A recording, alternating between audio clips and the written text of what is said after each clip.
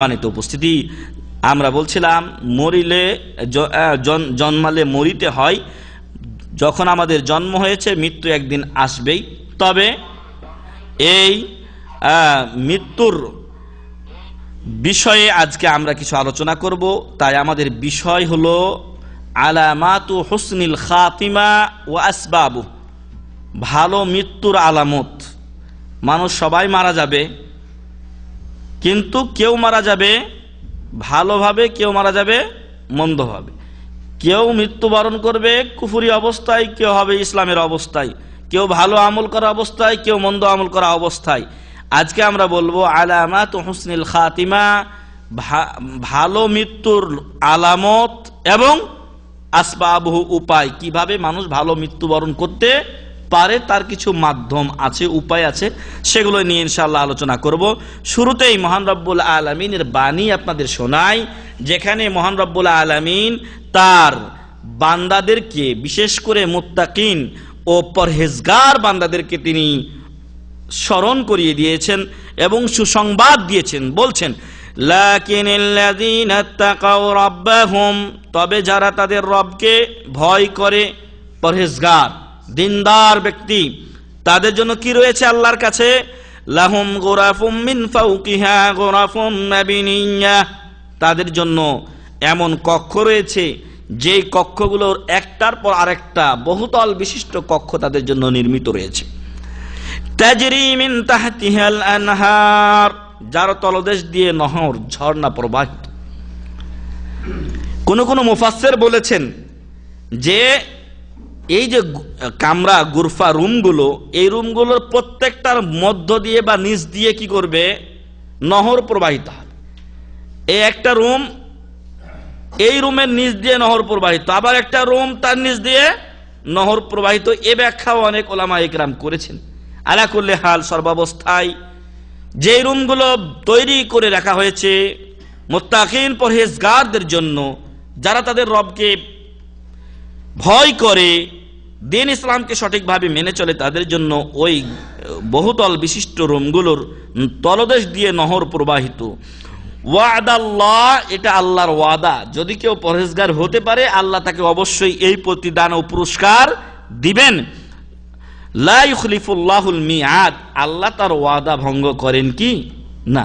মানুষ ওয়াদা ভঙ্গ করতে পারে, কিন্তু আল্লাহ ওয়াদা ভঙ্গ করেন না। সূরাতুজ জুমার 20 নম্বর আয়াত। আমরা আমাদের বিষয়ের হেডলাইন দিয়েছি ভালো মৃত্যুর আলামত, ভালো মৃত্যুর আলামত এবং উপায়। ভালো মৃত্যু কাকে বলা হয়, ভালো মৃত্যু কাকে বলা হয়, সে ব্যাপারে বলা হয়েছে যে ভালো মৃত্যু হলো যে কোনো ভালো কাজ করা অবস্থায় আপনার এই দুনিয়া থেকে বিদায় হওয়া। ভালো মৃত্যু কোনটা? ভালো কাজ করা অবস্থায় দুনিয়া থেকে আপনার বিদায় হওয়া, মৃত্যুবরণ করা, এটা হলো ভালো মৃত্যু। ভালো কাজের উপরে আপনার ইন্তেকাল। আপনি হয়তো কোরআন তেলাওয়াত করছেন, নামাজ পড়ছেন, অথবা কোনো দিনী কাজ করছেন, ওই অবস্থায় আপনার মৃত্যু হলো। আমাদের একজন ওস্তাদ ছিলেন আহমদুল্লাহ রহমানী নাসিরাবাদী, ময়মনসিংহ বাড়ি ছিল বেচারার। আল্লাহ যেন তাকে জান্নাতুল ফেরদাউস নসিব করেন, আল্লাহুম্মা আমিন। ওই ইংরেজদের আমলের রহমানিয়া, ভারতের রহমানিয়ার তুখোড় ছাত্র ছিলেন এই ওস্তাদ। তো ওনার ইচ্ছা ছিল যে দাস দিতে দিতে যেন তার কি হয়? মৃত্যু হয়। তো তাই হয়েছিল, যেদিন তিনি মৃত্যুবরণ করেন সেদিন 12টা পর্যন্ত উনি দার্স তাদরিসের কাজ করেছেন। এরপর শরীরটা তার খারাপ লেগেছে, তারপরে সেবা শুশ্রূষা, চিকিৎসা, রাত 12টার সময় দুনিয়া থেকে নেই। এইভাবে তার মৃত্যু হয়েছে। তো ভালো মৃত্যু কোনটা? ভালো কাজের উপরে, নেক কাজের উপরে, সওয়াবের ও নেকির কাজের উপরে এই দুনিয়া থেকে যে ব্যক্তির বিদায় হবে, সেটাকে আমরা কি বলবো? ভালো মৃত্যু বলবো। ভালো মৃত্যু এটা নয় যে লাখ লাখ টাকা কেউ রেখে গেছে, কিন্তু অন্যায় অবিচার করে গেছে অনেকের উপরে। এই হাদিস আমাদেরকে এই কথাগুলো স্মরণ করিয়ে দিচ্ছে আমাদেরকে ওই হাদিস যেখানে আল্লাহ রাসূল সাল্লাল্লাহু আলাইহি ওয়াসাল্লাম বলেছেন যে আতাদুরুনা মানিল মুফলিস, নিঃস্ব ব্যক্তি কে, তোমরা কি জানো? তখন সাহাবায়ে কেরাম বলেছিলেন রাদিয়াল্লাহু আনহুম আজমাইন যে আমরা তো মুফলিস ওই ব্যক্তিকে জানি, নিঃস্ব ওই ব্যক্তিকে জানি, মাল্লা দিনার আলাহু ওয়ালা দিরহাম, যার কোনো টাকা পয়সা নাই, ওই লোকটা কি নিঃস্ব? আমরা কি জানি? টাকা পয়সা না থাকলে নিঃস্ব। এখন যতই টাকা পয়সা থাকুক, মানুষ এখন সবাই কয় আনা মিসকিন, সবাই কয় মিসকিন নাই কিছু আমার, মানে আরো বড় হতে চাই। যে অবস্থায় আছি অনেক ভালো আছি আলহামদুলিল্লাহ। আমরা প্রত্যেকে যে যে অবস্থায় আছি, সাহাবায়ে কেরামের চিন্তা করলে, পরবর্তী যুগের চিন্তা করলে অনেক অনেক ভালো আছে। এই জন্য আল্লাহর শুকরিয়া আদা করা দরকার আলহামদুলিল্লাহ। তো যে কথা বলছিলাম, যে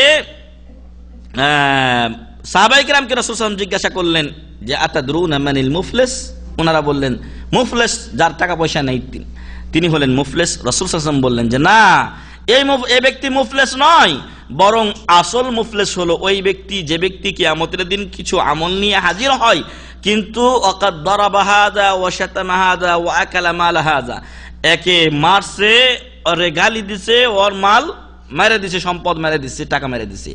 এরকম অবস্থায় সে কি করেছে? দুনিয়া ত্যাগ করেছে। কিয়ামতের দিন তাকে উপস্থিত করা হবে আল্লাহর কাছে, তারপরে তার আমলগুলো এদেরকে দিয়ে দেওয়া হবে। আমল যদি শেষ হয়ে যায় কি হবে? অন্যের গুনাহগুলো ওর উপরে চাপিয়ে দেওয়া হবে, ফলে তাকে নিঃস্ব অবস্থায় জাহান্নামে রিক্ত হস্তে নিক্ষেপ করা হবে। এ হলো মুফলিস, এ হলো মুফলিস। অতএব সম্মানিত ভাই এবং বন্ধুগণ, দুনিয়া থেকে কেউ যদি এই অবস্থায় বিদায় হয় তাহলে সে হলো সবচাইতে বড় চরম বোকা আর বড় হতভাগা। কিন্তু দুনিয়া থেকে যখন বিদায়ের সময় আপনার মৃত্যু হবে কোনো ভালো কাজের উপরে, আপনার জীবন ইনশাআল্লাহ ধন্য।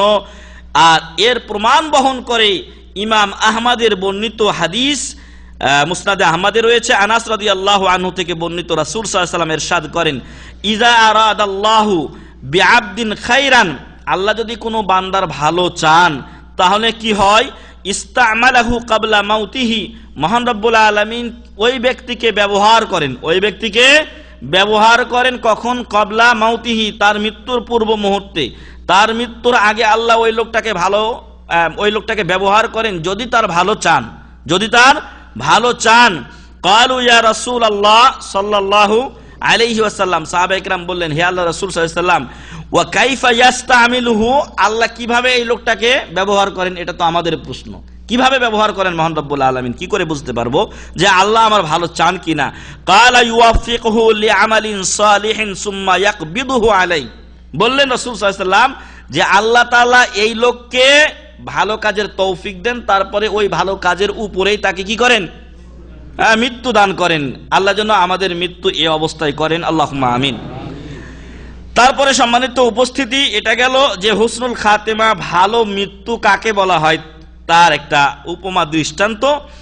আর যে সকল বান্দাদের ভাগ্যে মহান রব্বুল আলামিন ভালো মৃত্যু লিখেছেন এবং যাদের জন্য সৌভাগ্য এবং সফলতা লিখিত হয়েছে, ওই সমস্ত বান্দাদের কাছে মহান রব্বুল আলামিন তাদের মৃত্যুর পূর্বে ফেরেশতা পাঠান, তাদের মৃত্যুর পূর্বে ফেরেশতা পাঠান, সুসংবাদ দিয়ে, অভয় দিয়ে, নো টেনশন জানিয়ে আল্লাহ তাদের কাছে ফেরেশতা পাঠান। যদি তাদের মতো আমল করা যায় তাহলে আমাদের কাছেও ইনশাআল্লাহ কি আসবেন?